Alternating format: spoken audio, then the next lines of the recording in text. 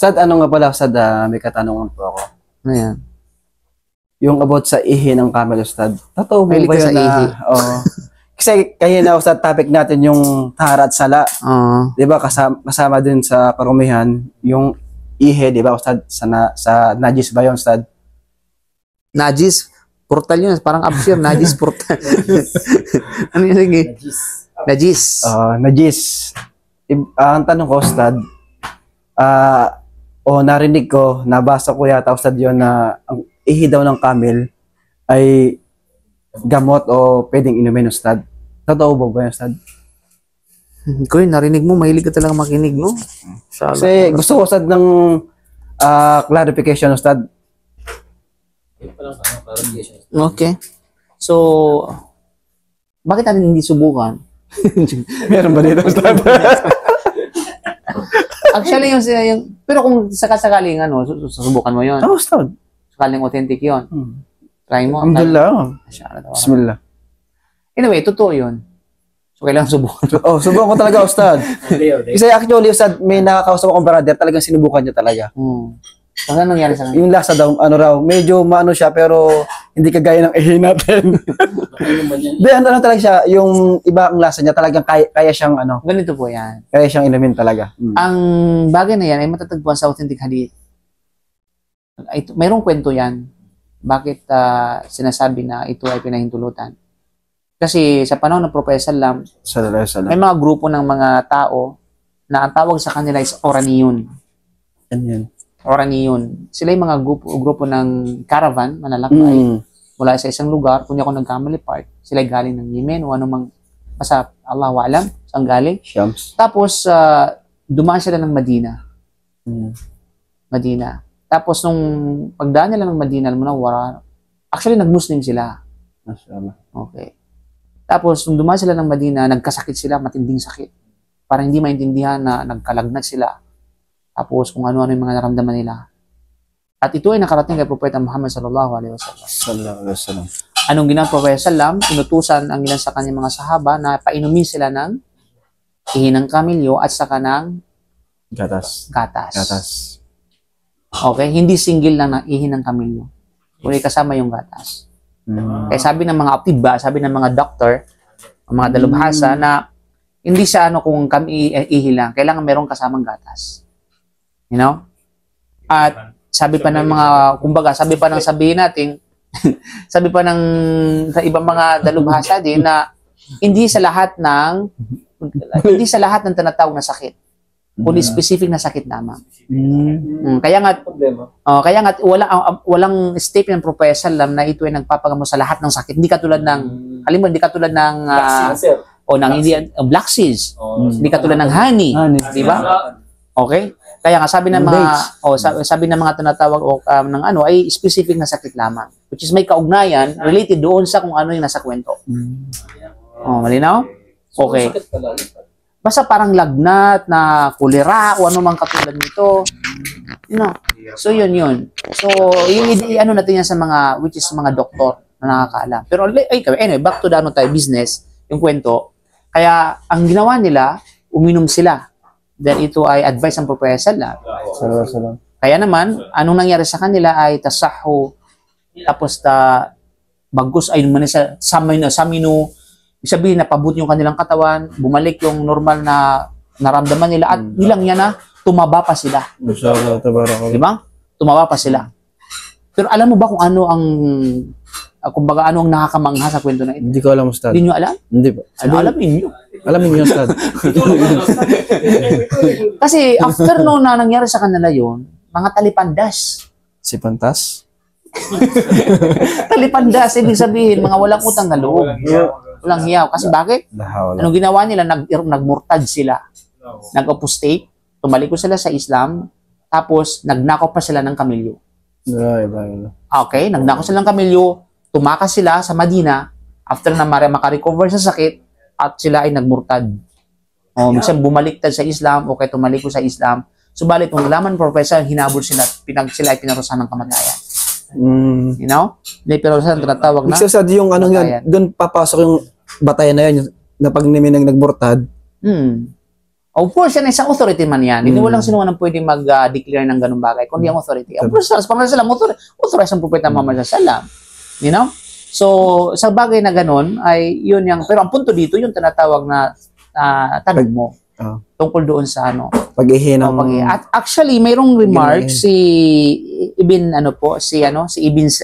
Ibn Sina, ano yan eh, mula sa mga salaf na tinaguri ang kumbaga, dalubhasa pagdating sa medisina. Kaya nga, mayroong hospital dito sa Jeddah na Ibn Sina Hospital.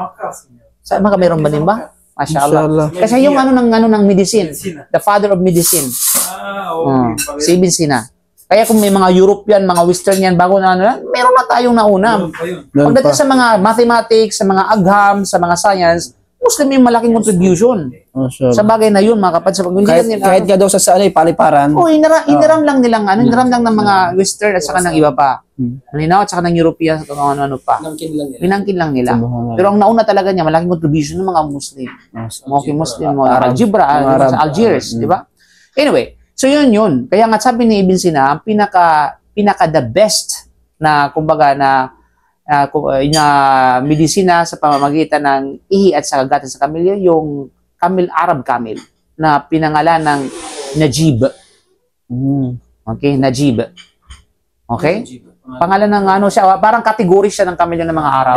Yung mamahalin. Ang pangalan is Najib. Yung pinaka the best na medisina sa pamamagitan ng ihi ng kamilyo at saka ng gatas. Ang pangalan is Najib. Para siguro. Oo. Mali pala yung nakaling sa akin, ano. Baka siguro, nagkamali din ako baka ng... Di ba? Buti ni kinonfer na, mga bagay na gano'n. Di ba? So, pangalawa, maraming tinatawag na aral makukuha dito. Marami. Pangalawa, pinapatunayan dito na ang ihi ng kamilyo ay pahir. Ibig sabihin ay malinis ang tinatawag na ihi ng kamilyo. Kasi nga, paano inutusan na, di ba, kung hindi malinis? Yan ay patunay. Pero, Ustad, pag ininom yung papasok pa rin, masisira pa rin yung wudu natin na yun. Hindi, karne ang pinag-usapan. Sa wudu naman, na may kanalaman sa kamilyo, yung karne ng kamilyo. Pero yung broth niya, yung tinatawag na, sabihin yung soup niya, yung sabaw niya, hindi nakakapag-invalid na. Yung gatas. Yung gatas eh, hindi. Karne lang, huwag mo nagdagdagan. Okay? Karne lang, ang pinag-uusapan. No? Kasi specific yan nakalagay sa atin. Sorry sa talat. Gatas mo lang. Okay? So, yun yung ano doon, mga kapatid. So, kaya nga, subhanallah, makikita natin sa banal ng Quran, paano din-describe ng Allah ang kamilyo. Di ba? Afala yanzuruna ilal ibili kayfa khuliqat. Iba nila na pagnilay-nilayan, iba nila na pagtatanto, hindi ba nila na pagmamasdan, nakikita kung paano nalikha ng Allah ang kamilyo. Diba? Kasi ang kamilyo, pati ihi sa kanya napapakinabangan. Subhanallah. Diba? Yung mula sa kanyang balahibo, mula sa kanyang tinatawag na ano, napapakinabangan. Subhanallah. Diba? Walang nasasayang sa kamilyo, mga kapatid. Pagkus ay malaking pakinabang sa tao yung tinatawag ng kamilyo. Subhanallah. Grabe. Tingnan mo, mula yung kanyang paano yung kinakain ng kamilyo, mayroon siyang ambakan ng tubig sa loob. And nobody can describe that. Subhanallah, na gaano ka galing, gaano ka tinatawag na, gaano ka mahiwaga yung pagkakalikha sa kamilyo. Dapat pag nilay-nilay, yan ang mga tao binigyan ng kaisipan. Di ba? Kaya shoutout sa mga hindi pa mga Muslim, Ustad. Ha? Shoutout sa mga hindi pa mga Muslim. Shoutout sa mga hindi pa mga Muslim. So, kaya pag-aralan nyo na talaga yung Islam bago pa mahuli ang lahat. Kasi lahat ng inspirasyon nasa Islam na. Lahat ng mga hindi nyo pa naarok ng inyong kaisipan, subhanallah, pag nasa Islam kahit pinag-aralan ninyo, dito nyo malalaman ang lahat ng bagay, matutunan ang lahat ng bagay. Alhamdulillah, Ustad. Alhamdulillah. Diba, alhamdulillah, alladhi halana bihadad din, mamakot na natin lula. Yung matanga ng camera, Ustad. Nag-ano siya ng pilik mato, nakikita siya, pero siya, totoo yan. Kaya bakit ganun yung design ng mga ano? Kasi mayroong purpose yun. Kasi alam niya, sila nakadesign sa paglalakbay sa mga disyerto. Hindi ka makakita, pero siya kita niya. Ganun, mga kapatid. At kaya siya yung hayop na kayang magtagal, na walang tubig, walang siya. Yung kamilyo sa ilang panahon, ilang tinatawag na sa mahabang paglalakbay. Sasakyan ka na ng gasolina, no? Oo. Pero yung kamil, siya lang, subhanallah. Mahaba. Diba? Yung karnin niya, napapakinabangan, subhanallah. Yung buto niya, napapakinabangan. Saka hindi siya mahirap alagaan, Ustad. Pero wag ka. Kasi hindi lang yan, kapatid, kasi yung nakalagay sa salam na Salam. ina mahuli kami ng jin. Ina mahuli kami ng nar. Siya nilikha mula sa apoy. Hindi ibig sabihin na apoy talaga. Ang ibig sabihin doon sa salam na meron siyang katangian ng sabihin natin, inahuli kami, sorry, astagfirullah. Inahuli kami ng syaitan. Siya nilikha, siya mula sa syaitan. Hindi ko sabihin na mula sa syaitan literally, bagkus ang kanya mayroong ugali na kapag ka-syaitan. Napagka-syaitan. Kasi nangangagat yung kamilyo. Nangangagat yan, nanilipa yan. Shaitan siya ugali. Gusto mo subukan? Kagatin mo. Nakakita lang bro. Nakita mo sa mga video clips na tinataga yung kamyo pa sinanong, kinagat talaga siya. Subhanallah. Ganun yan. Kaya nga, hindi tayo pwede, pinagbawal ang propesal na magsala sa tinatawag na ng area ng kamilyo na doon sila natutulog, nagstay. O kasi talagang sisipain ka niyan. Ganun. Kaya siya, diniscriminate ko sila mula sa syaitan. Okay na muna tayo. Bambang. Hindi ibig sabihin na mula sa syaitan na kailangan natin pwede kayo mula sa pala syaitan. Hindi yung kanyang ugali, yung kanyang nature. Nature. Yung kanyang tinatawag na ugali.